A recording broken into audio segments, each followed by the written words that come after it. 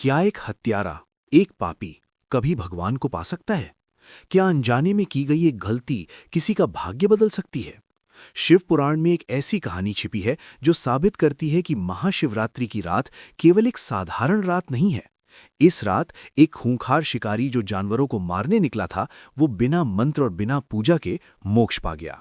आखिर उस रात उस बेल के पेड़ के नीचे क्या हुआ था और उन 3 हिरणों ने उस शिकारी से ऐसा क्या कहा कि उसके हाथ से धनुष गिर गया?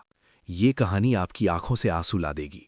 वीडियो को अंत तक देखिए, क्योंकि इस कथा को सुनने मात्र से शिवरात्रि के व्रत का फल मिलता है।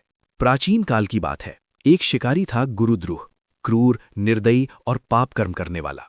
उसका काम ही था जीवों को मारना। महाशिवरात्रि का दिन था, लेकिन शिकारी को ये नहीं पता था। सुबह से वो शिकार की तलाश में भटक रहा था, लेकिन किस्मत देखिए, उसे एक छोटा सा जानवर भी नहीं मिला।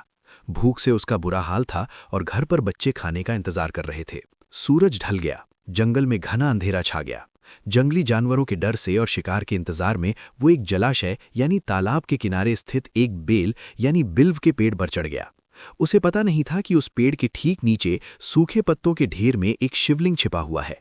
शिकारी अपने परिवार की भूख के बारे में सोचकर रो रहा था और अपनी प्यास बुझाने के लिए जो पानी लाया था, वो और पेड़ के पत्ते अनजाने में ही नीचे शिवलिंग पर गिरने लगे। यहीं से शुरू हुआ चमत्कार। अनजाने में ही सही, प्रथम प्रहर की पूजा हो गई। तभी वहां एक गर्भवती हिरनी पानी पीने आई। शिकारी ने खुश होकर धनुष ताना।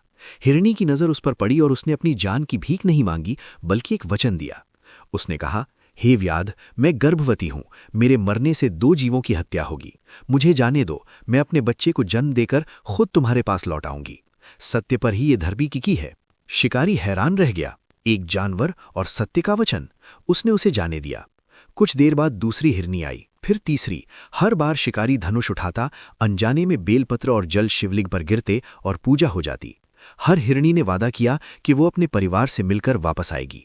रात का चौथा प्रहर आ गया। शिकारी सोच रहा था कि वो जानवर मूर्ख थे, अब कोई वापस नहीं आएगा।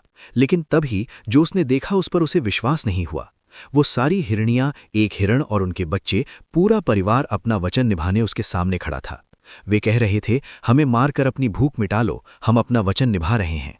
लगातार 4 प्रहर तक भूखे रहने, रात भर जागने और शिवलिंग पर बेलपत्र चढ़ने से शिकारी के पाप धुल चुके थे। इन मूक पशुओं का त्याग देखकर उसका पत्थर दिल पिघल गया। उसकी आंखों से आंसू बह निकले। उसने अपना धनुष बाण तोड़कर फेंक दिया और चिल्लाया, धिक्कार है मेरे जीवन पर।